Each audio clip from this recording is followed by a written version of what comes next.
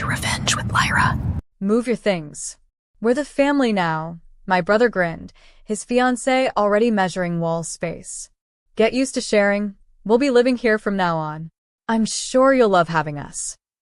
I stood there holding the tray of leftover cupcakes from their wedding. In my kitchen. In my apartment. They had used it as their wedding venue last weekend. Free space, free view, free everything. I hosted, cleaned, smiled.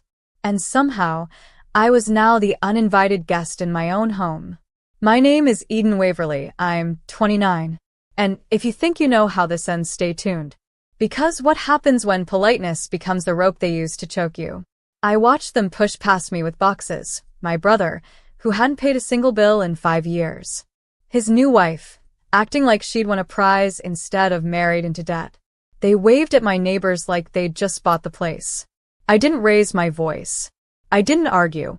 I just walked outside and nodded. That was the signal. My lawyer, parked at the curb in a black car, stepped out.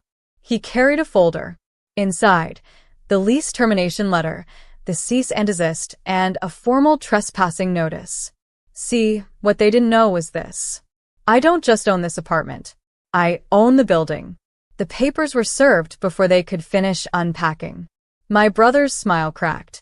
His wife dropped the tape gun. He opened his mouth to protest, but the lawyer turned to me and asked, calm and clear, would you like them escorted out now? Or in an hour? I didn't blink. Now. And just like that, the wedding gifts weren't the only things getting removed. They were still arguing as the building's private security escorted them to the moving truck, the same truck they thought they'd unpack into my life.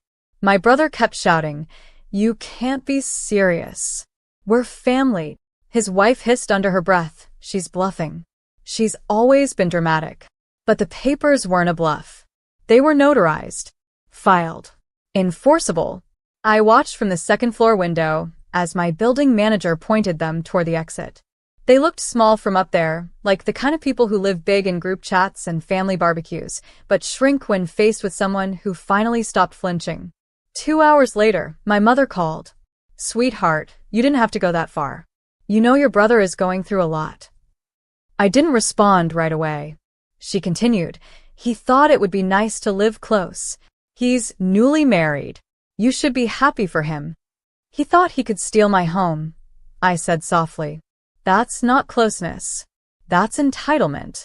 She exhaled sharply. Don't turn this into a drama. Drama? I bit back a laugh. For years, I had played the easy daughter. The helper. The one who gave in. Paid for Dad's dental surgery. Helped my brother cover rent. Hosted every Easter. Every Christmas. And now, when I finally said no, I was dramatic. But I wasn't mad. No. I was awake. Because sometimes, peace doesn't come with forgiveness.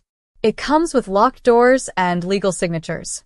And for the first time, I didn't feel guilty for choosing myself. The group chat lit up that night like fireworks. Sister-in-law. Some people think money makes them better than family. Sad. Mom. She always thought she was smarter than the rest of us. Guess she's proving it. Uncle Ron chimed in. Wasn't that apartment given to her in the will? That's family property. Family property? No. It was my investment. My sweat, my late nights, my side gigs stacked on top of a full-time job to buy this building before I turned 28. No help. No handouts. I watched them type lie after lie, all while sipping tea in the penthouse unit. The irony? They only loved this building after seeing wedding photos on social media. Now it was ours. I didn't respond, but I did forward screenshots to my lawyer, just in case they tried something stupid. And stupid came quickly. The next morning, my brother showed up again, this time with our mother. She rang the bell like she was ordering brunch. When I opened the door, she said sweetly, "We just want to talk, honey." Behind her, my brother was holding a stack of mail. You still get family letters here. That means it's shared space, technically. I didn't flinch. Instead, I stepped outside and closed the door behind me. Any further contact without an appointment will be treated as harassment, I said calmly, holding up the printed notice. You've both been legally informed. My brother's face turned red. My mother's jaw clenched. And for the first time in my life, they had nothing left to say. They backed off, at least publicly. But passive aggression doesn't need a front door. The family chat became a shrine of sarcasm. Memes about ungrateful daughters. Quotes like, "Money is temporary, blood is forever." Photos of my brother's new apartment with captions like, "Not as fancy, but at least it's built on love." I stayed silent. Silence is a weapon they don't understand. Until one message broke the rhythm. Dad. A voice note. He never texted, never defended me. But this time, his voice crackled through. "You went too far, kid. That apartment could have brought us closer together. Instead, you've divided this family. Are you proud of that? Proud?" No. Exhausted.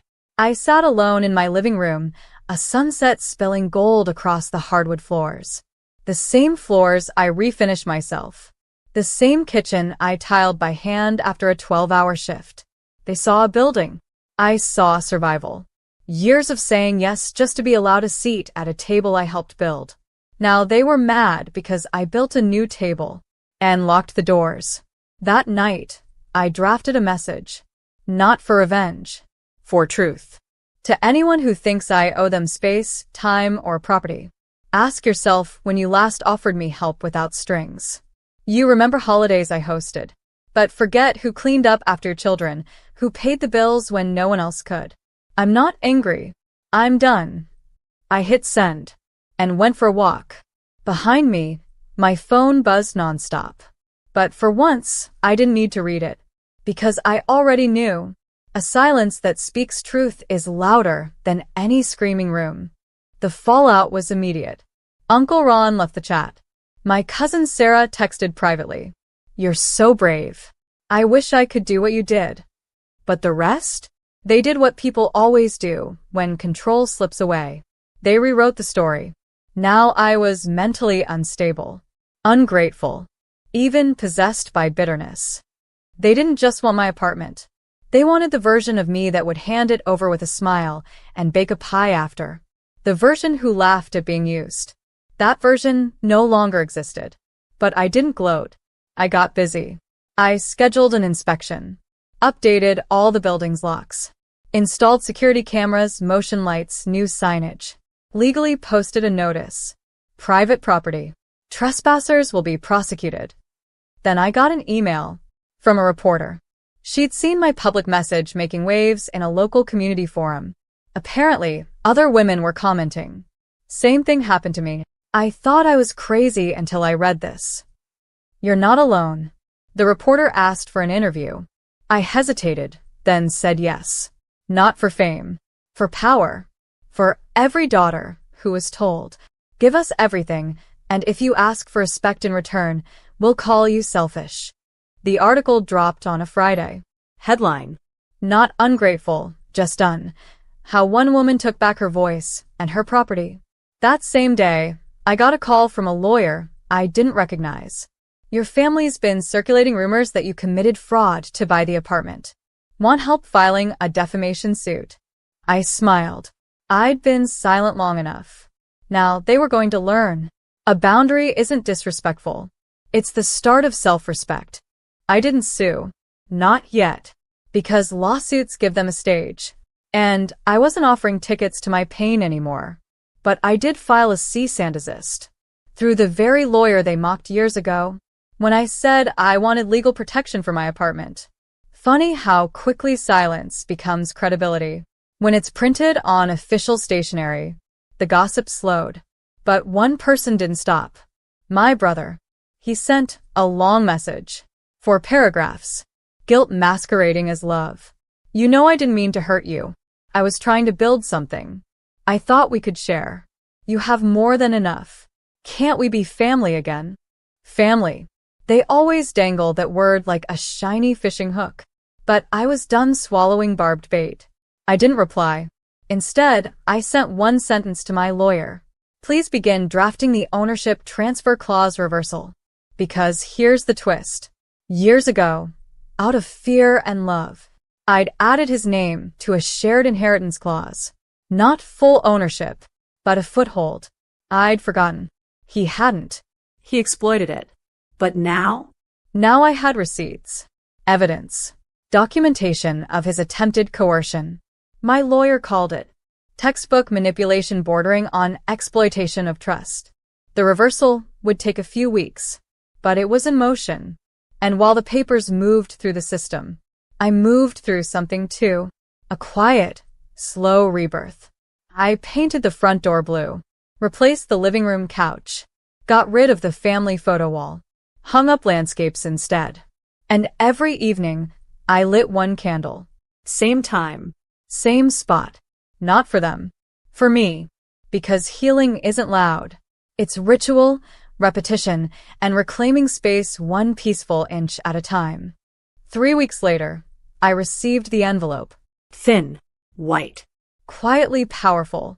Inside it, the final approval. The reversal clause had been accepted. His name? Removed. Permanently. No more loopholes. No more visits.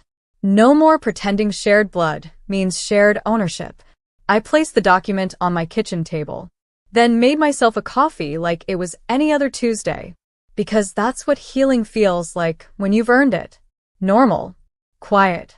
Complete. I didn't call anyone. I didn't announce it online. But my brother knew. Because he showed up that evening. No moving truck. No suit. Just him. And a bouquet of cheap flowers, already wilting. He stood at the edge of the driveway, unsure. "Can we talk?" he asked, eyes darting toward the front door. I stepped outside. Closed the door behind me. Again. "This place means a lot to me," he said. "It's where we had holidays. It's where Dad." His voice cracked like a cracked vinyl record, nostalgia warped by damage. "You tried to steal it," I said softly. "Not once." Repeatedly. He looked down. I was desperate. "Things aren't great at home." "I'm not your emergency exit," I replied. "And I'm definitely not your backup plan." He took a step closer. I didn't move. Because this time, I wasn't going to shrink just to avoid his guilt. He offered the flowers. I didn't take them. Instead, I opened the mailbox beside us and placed them inside. "Next time, write a letter," I said. "If I feel like reading it, I will." Then I walked back inside, locked the door behind me, and lit my candle. Because peace isn't always loud.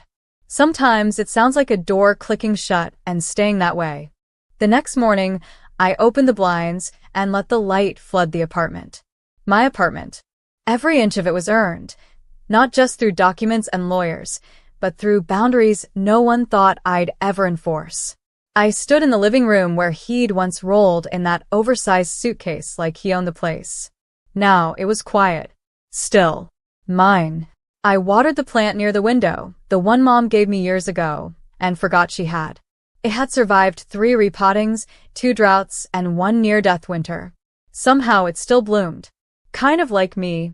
Later that afternoon, I passed by the mailbox and noticed the flowers were gone. But a note had replaced them. "I'm sorry. You were right. I was wrong. Jay." No excuses. No manipulation. Just 6 words. Enough? No. But a beginning. I didn't reply. Because closure doesn't always mean reopening the conversation. Sometimes it's choosing peace over performance. Dignity over drama. That night, I sat on the balcony, watching the city breathe beneath me. My neighbor's wind chimes swayed like it always did, soft and irregular. I never noticed how peaceful it sounded before. For years, I was the family's doormat in heels, smiling, bending, accommodating. But now? Now I live in a home with locks I trust, walls I own, and silence that doesn't hurt. My story isn't revenge. It's reclamation. Not because I shut them out, but because I finally let myself in. The last door they slammed,